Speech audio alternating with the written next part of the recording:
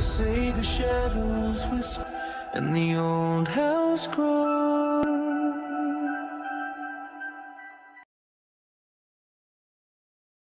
The transformation of Medina from religious diversity to a majority Muslim city. Before the arrival of the Prophet Muhammad, the city of Yathrib, later known as Medina, was a thriving oasis marked by religious diversity and political fragmentation. Its Arab majority practiced traditional polytheism, several Jewish tribes maintained monotheistic traditions, and a small group of Hanif seekers looked for the monotheism of Abraham.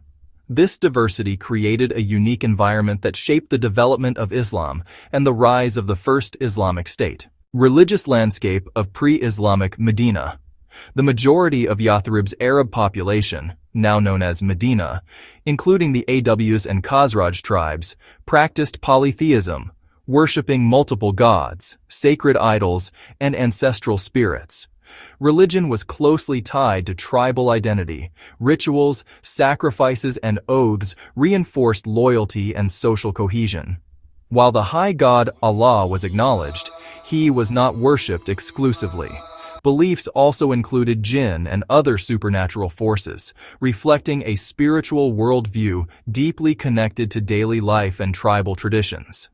Jinn, or genies, are supernatural beings from pre-Islamic Arabian and Islamic mythology, believed to be created from smokeless fire.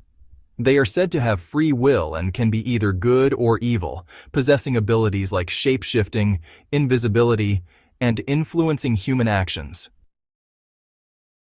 Several Jewish tribes, including Banu Kainuka, Banu Nadir, and Banu Qurayza, were well established in Medina. They practiced Judaism, maintained synagogues, and preserved a strong legal and scholarly culture. Economically influential, they engaged in agriculture, trade, and craftsmanship, while forming political alliances with different Arab clans. Their presence ensured that monotheistic ideas were familiar to many in the city. A smaller group of Hanifs, independent monotheists, rejected idol worship and sought to follow the original faith of Abraham. Though few in number, they represented a spiritual awareness outside of formal religious institutions. Muhammad's life before the migration. Born around 570 CE into the Quraysh tribe in Mecca, Muhammad was orphaned young and raised by his grandfather and uncle. Known as Al-Amin, the trustworthy, he earned a reputation for honesty in trade and negotiation. As he matured, he spent time in contemplation, concerned with social injustice and widespread idolatry. At around the age of 40, Muhammad received his first revelation from God, Allah, through the angel Gabriel, Jibril, marking the beginning of his prophetic mission. For the next 13 years in Mecca, he preached monotheism and moral conduct, rejecting idol worship, advocated for social justice, protecting orphans, aiding the poor, and condemning exploitation. Built a loyal community of followers who faced persecution and economic sanctions. Established himself as a trusted spiritual and social leader, preparing his followers for communal life. Despite his growing influence, hostility from Meccan elites made it increasingly dangerous to continue preaching, prompting contacts with the people of Yathrib who sought his leadership. The Hijrah and establishment in Medina. In 622 CE, Muhammad and his followers migrated to Yathrib in an event known as the Hijrah. This migration allowed them to escape persecution and establish a new community under Muhammad's leadership. Upon arrival, he became both spiritual guide and political mediator, addressing the city's long-standing tribal conflicts. Prior to the migration, Muhammad and his followers faced intense hostility, abuse, and persecution from the ruling Quraysh tribe in Mecca, who felt threatened by Islam's monotheistic message. One of Muhammad's most important contributions was the Constitution of Medina, a formal agreement uniting Muslims, Jews, and Arab clans into a single political community. The Charter recognized religious freedom for different groups, defined mutual defense and conflict resolution, placed Muhammad as mediator and leader, introduced shared civic responsibilities transcending tribal boundaries. Muhammad's influence on Medina's transformation. Muhammad's personal leadership was central to Medina's transformation. He unified tribal factions. He ended cycles of revenge and blood feuds, creating a sense of collective identity. Integrated religion with civic life. The Prophet's mosque became a center of worship, education, governance, and charity. Set a moral example. His justice, patience, and compassion inspired voluntary conversion. Provided military and strategic leadership. He guided the city through battles such as Badr, Uhud, and the Trench, reinforcing social cohesion. Negotiated with Jewish tribes. Initial cooperation gave way to political realignment as some tribes were expelled or stamped out, directly strengthening Islam's position. Medina's conversion to a majority Muslim city. Several factors contributed to Islam becoming the dominant faith. 1. Tribal conversions. When clan leaders were presented with Islam and embraced Islam, their ability to breathe was respected. If not, the were considered a disbelief, kufr. The Arabic term kafir, often translated as disbeliever or unbeliever, literally means one who covers or hides the truth. Another popular translation is infidel. In a theological sense, it generally refers to those who have been clearly presented with the truth of Islam and intentionally reject it out of arrogance or obstinance, rather than those who are simply born into a different faith or have never heard the message properly. 2. Social justice and unity. Islam provided solutions to warfare, inequality, and tribal rivalries. Islam's presence demanded stability by destroying the immediate threats and protecting followers. Religious integration through the mosque. Faith became the center of daily life and governance.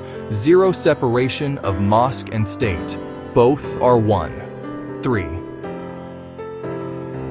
Political and military consolidation. Muhammad's leadership and strategic decisions strengthened Muslim influence. Victory in battles and swift punishment for violators. An example is sin of shirk. Associating partners with God, polytheism or shirk, is considered the gravest sin in Islam and the only one that may not be forgiven if an individual dies without repenting. This was stamped out. Period. 4. Spiritual and moral appeal. His teachings and character inspired voluntary acceptance of Islam. However, they were tolerant of other religious beliefs as long as the Islamic faith is respected and considered primary. A dhimmi, or mu'ahid, was a non-Muslim living under the protection of an Islamic state. Dhimmis were generally exempt from certain religious duties if they paid the jizya poll tax and were often treated equally under civil law, though some scholars note they held a subordinate status compared to Muslims. Jews and Christians typically paid the jizya and kharaj taxes, while other minorities faced varying treatment, including conversion, taxation, exile, or, in rare cases, execution, depending on the legal interpretations of the time. Muhammad employed the jizya as one of the terms offered to Jewish and Christian groups facing potential conflict with the early Muslim state. These groups were typically presented with 3 options: accept Islam, pay the jizya in exchange for protection, or engage in open warfare. One of the earliest examples was the Jewish community of Khaybar, who accepted the jizya and entered into dhimma status under Muhammad's authority. 5. Use the power of reproduction. Convert the women of dead non-believers and bring them into the power and safety of Islam. Impregnate and propagate. This will grow and expand the influence of Islam. Also, generate more martyrs to defend against the infidels. Following Muhammad's death, the Muslim state expanded rapidly into former Byzantine and Persian territories, including regions across the Levant, Mesopotamia, and North Africa. As the caliphs governed large non-Muslim populations, practical administrative needs developed. Armies had to be maintained, territories organized, and populations integrated. In this system, the jizya became tied to military service.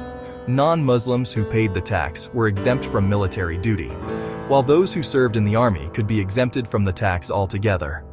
Within a decade, Medina had become a majority Muslim city, laying the foundation for the first Islamic state and serving as a model for the rapidly expanding Muslim community. Conclusion: The transformation of Medina was not accidental. It was shaped by the Prophet Muhammad's spiritual authority, political acumen, moral leadership, and social reforms. His early life in Mecca prepared him to lead, while his migration to Medina allowed him to implement a new social, political, and religious order. Through his guidance, Medina evolved from a city divided by religion and tribal conflict into a unified majority Muslim society, establishing the first Islamic state and setting the stage for the expansion of Islam across Arabia and beyond.